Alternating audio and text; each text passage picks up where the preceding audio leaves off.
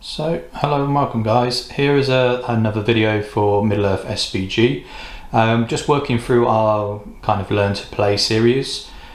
Next we have On From Warriors and Basics of kind of Heroes, as actually focusing on heroes themselves.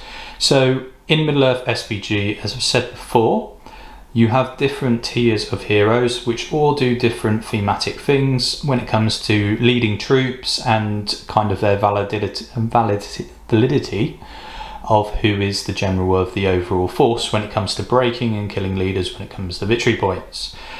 In this scenario we have Oglock, who is a chieftain of Uruk Hai, and a Gladrim captain who is armed with a bow. Now both of them are heroes of fortitude, and their points values are relatively similar. The elf is slightly higher, but that's because their fight value is generally a little bit higher than most, and they're overcosted when it comes to their performance sometimes. Their stats otherwise are generally quite similar. Their strengths are similar, however the Uruk Hai, because much stronger than most men, is strength 5. The Gladrim is strength 4. The defences are defense 5 both, so armour on one and the armour on the other. Your attacks value is similar, so 2 apiece. Their wounds total is 2 apiece. The courage values are slightly different. The elf is courage 6, I believe, and the Uruk Hai captain would be at courage 4, which is the same for Oglock and other kind of Uruk Hai captains out there. Some of them have special rules, so Oglock does have a special rule built in, which is one when it comes to courage, which is thematic with his place in the films and in the books. So where he takes the head of an orc in the thematic aspect of the film, is supposed to kind of make the stand fast when it comes to courage tests increase from 6 to 12, but it's at the cost of him killing a model that's in base to base or within a certain radius of him, I believe. So that's one thing to understand when it comes down to breaking down the two. Generally all of their rules are printed in the different scenario booklets, as you can see. This is the Lord of the Rings one. Again, I won't put in the points cost, but each one of the army kind of benefits are all there. What we're going to be focusing around today more so is around the might, will and fate and how to use them, and the actions that are available to them as they're listed. This is much better than what it used to be in various different editions, because it's very much an idea of an easy guide to learn to play it. So before, when heroic actions were available, all of them were available to everyone, which was a bit ridiculous when it comes to things like striking and doing stuff that's going to increase your fight value by a certain amount. So you were having aspects of hobbits bit like on par with, I don't know, Balrogs or God knows what. It's irrelevant really now, but only certain models now have certain access as listed in their rulebook or their army book to what they can do now, which is great, and therefore things are a little bit more balanced. A little bit more in depth around the heroes aspect and what heroic actions are available. You want to purchase your rulebook, which gives you the breakdown of what you can and cannot do, and again it's your might, will and fate stats there, which will illustrate what's going on with each one. You then move on to things like when you can use certain might pools, when you can do certain abilities and things like that, and I'll talk through which is available to each opponent here. So on each one of these characters, depending on how kind of much they do in the films, or how much they kind of act like heroes, is depending on how much points with might, will and fate you have. So on this side you have Oglock, who has 3 might points, which is usually the most you can generate, other than other people who would get 1 free per turn like Aragorn, or someone who's really kind of hefty and heroic like Boromir, who starts with 6 might points, but 3 is quite a healthy total to start with. You then have will points, which essentially are used for courage, passing courage tests and stuff like that. He has 1 of those. He then has 1 fate point, which is almost like an armor save that prevents a wound. He only has 1 because he does die in the books and the films, so it's usually the go-to when it comes down to that. The captain on the other side, however, their might points are slightly less, because again it's an unknown, unnamed captain, so they have 2 might points. they have the normal 1 will point, and they have a basic 1 fate point. So when it comes to using these, essentially the might points are usually the better thing to have when it comes to influencing the game. Oglock has the upper hand. So if we were to say go through what the might points are used for, they can be used for modifying dice rolls. So for instance, if you rolled a 4 and a 2, but your opponent's gone and rolled, say, a 5 and a 4, you could use one of your might points to therefore modify the dice roll by 1 point, either above or below.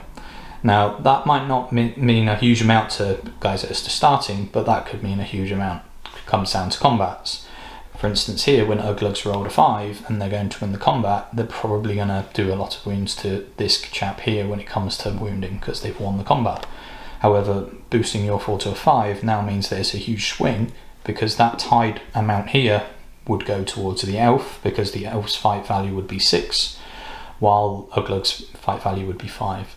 So that can swing you a game just in that aspect of using a one might point in itself. Now might points are very hard to come by. Usually they're a finite resource, so you have to be very tactical in how you use it, and that's where the depth of the game can kind of develop, which is really important to understand. So that's when it comes down to when you do certain things, modifying dice rolls, and you can modify them for taking tests, such as your climb tests, jump tests, from riders, from let's say a steed. They're used to influence duel rolls. They can be influenced to shooting rolls, or in the way tests. They're rolling to wound. Again, you can increase your chances to wound them by using that might point to get what you need. You can influence your courage rolls, which again is something you can do with will, but we go into that when we come through will.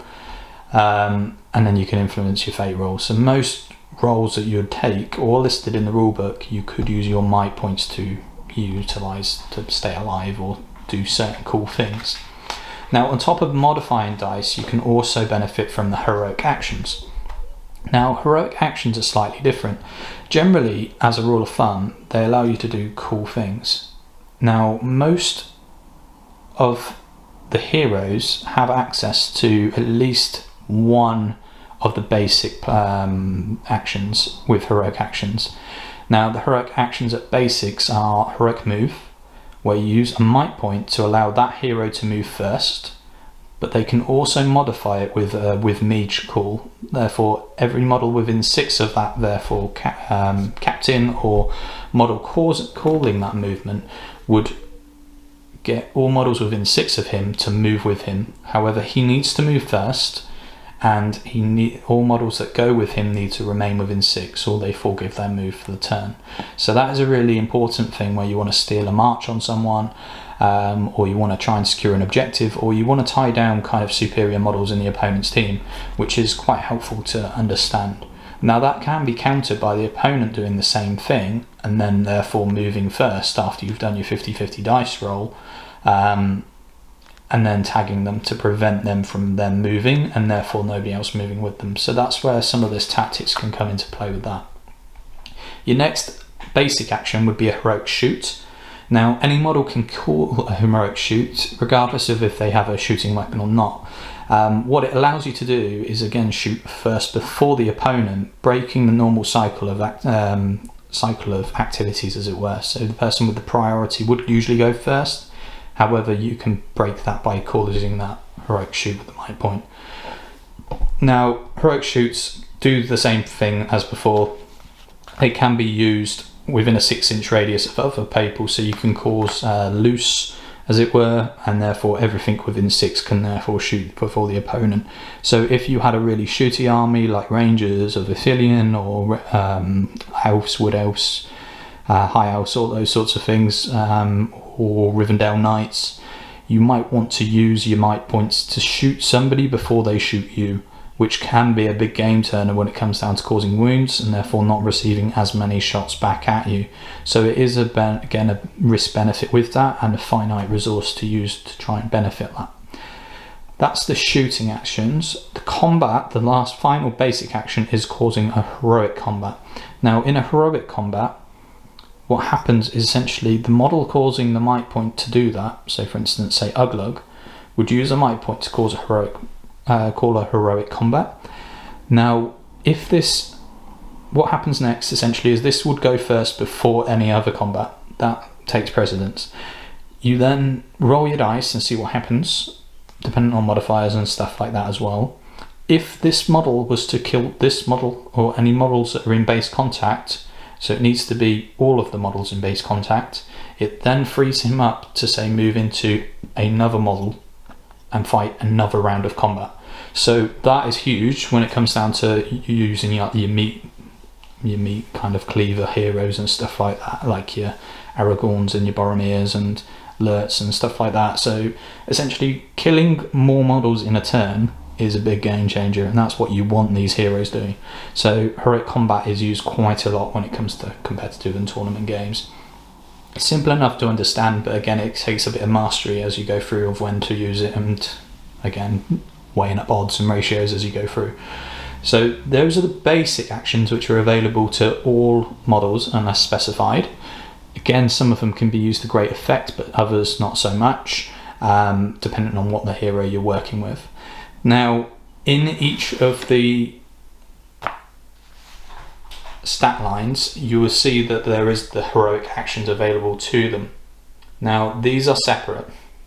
There are only certain ones that you can do particularly. So in this situation, he's got access to Heroic March, Heroic Strike, and Heroic Strength.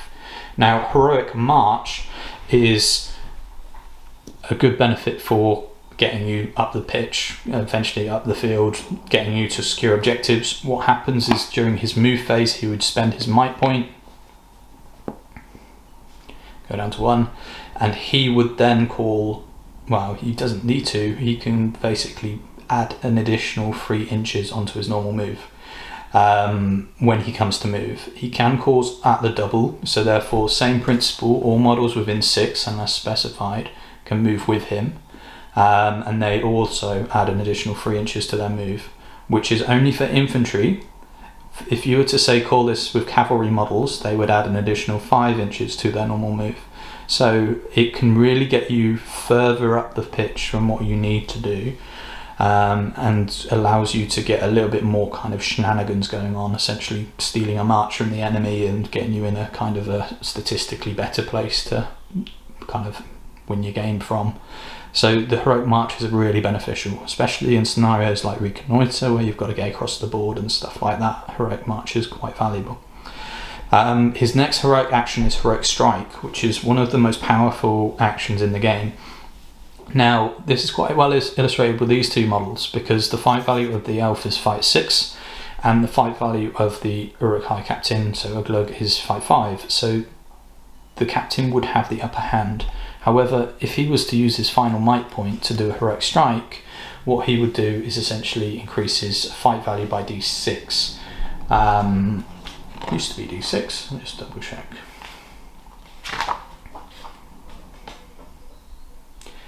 Yes, it's still d6. So what he then does is, before he does his strikes, is he rolls a dice, he rolls a 4, he'd add 4 to his fight value, which is currently at 5/5.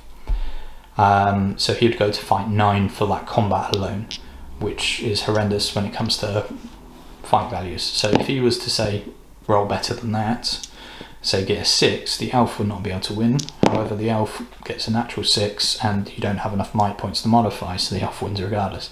So it's one of those things that you need to be tactical with, but it's one of those nice things which I think reinforces the game, where you think, right, not all hope is lost, because you can tactically dig yourself out of the hole if you have the right resources kept in reserve, as it were. So those are the heroic actions that he has there. Or he has strength as well. So heroic strength is essentially the same principle, where he would modify his strength value as opposed to his fight value, but it goes up by d3. So if you've got really defensive targets, say you're attacking like a Mummak who's like defense 9 or whatever, he's strength 5, so you'd go back up by d3, so you'd go up by 1, so his strength would go up to strength 6, so it might therefore mean that you're wounding him on less of a dice roll when it comes to wounding, which is helpful when it comes to fighting heavily defensive targets, but personally I don't use it as often as I probably should. but it's nice to have that access, which is one of the pros to the game. Now, again, depending on what character you're using, it comes down to what benefits you have. So in the good side of things, a Gladrim captain, they only have access to a heroic action of a heroic march, which, same as before, it will make them move quicker. However, you've got the aspects of Haldir. Haldir has heroic accuracy, heroic strike, and heroic strength. So he has access to more of those abilities. Accuracy means that you can re-roll again in the way test when it comes to shooting, and you can make an aura effect by shouting ready aim or whatever it's called within 6 inches of your own bowman. And that's kind of what you need to know, because strike and strength we've covered. So have a look at the heroes out there. Do involve yourself and get yourself some source books and some army guides and stuff, and a lot of these are all in the rule books to try and learn as you go along, but it is a case of trying to kind of learn what flavour, what taste of army you want to go for and what you want to see in your army. But Might, Will and Fate is one of those things that are really helpful to know. So that's the might covered. The will aspect is quite simple. It comes down to when you courage test for your army being broken, or say if you're charging, say, like a terrifying enemy, you need to test on your courage test. And the courage test is a number, and the number you need to get up to 10, rolling 2 dice and adding that number. So for instance, the elves, their courage is quite high. Typically a hero of the elves would start at 6, a normal troop would start at 5. However, the normal aspect of courage in most of the units that you tend to see is about 3, which is humans, elves, humans, Uruk-hais. Orcs are courage 2, goblins are courage 2. So then it gets a lot more difficult to get them to do courageous things, as you can imagine. Now the will points on these heroes will allow them to stay on the board, which is huge when it comes down to breaking points and trying to win a game. So you'd use the will point modifier. Say if you rolled, I don't know, 5 on your dice roll, which an Uruk-hai captain would have a courage of 4, they'd be failing by 1. You would use the will point to modify the dice by 1 point. So that would bring that up to your 6 that you desire, and it will keep them on the board, which is huge. Same when it comes down to charging a terrifying enemy, you want to cast courage test, that's the way to do it. You can also use might to modify that as well if you needed to. So again, bear in mind, might does a lot more than will, so you might want to use that in kind of reference. The last thing is your fate save. And the fate save is down to how kind of sturdy they are, how kind of willing they are to negate damage, as it were. So for instance, this chap's taken 2 wounds. He's just, I don't know, had a big fight with a lot of people, got trapped and got himself almost dead. He's taken 2 wounds. So in typical aspects of him taking his wounds, he has only got 2 to take. So that would kill him off. However, in this situation, those 2 wounds could, well, one of those wounds could be negated by his 1 fate save, and the 1 fate save you roll a 4+, and that would keep him alive. However, usual aspect of it, you don't roll enough, you don't have enough might points to modify that, he then dies, and that could swing you a game. Fate, it's one of those things that I tend to use as a last resort, to take the damage first, and then on my last wound, then try and keep him alive as long as I can. But different people have different ideas behind all that. But that's might, will and fate kind of covered there. There are more heroic actions in the book, but you only need to understand them really if you start playing kind of more prestigious heroes, and that's a case of then you start learning the source books, learning how they play. There isn't much more other than the basics that you need to understand for that, and again, practice will kind of make perfect in that situation. But hopefully that's been of help. That's the heroes aspect of the game covered, so including their tiers, their might, will and fate options, and kind of the justifications of when and when to use it, really. Okay, that's the next video done, so I'll move on to one of the next things you might want to understand. So hopefully that's been of help. All the best.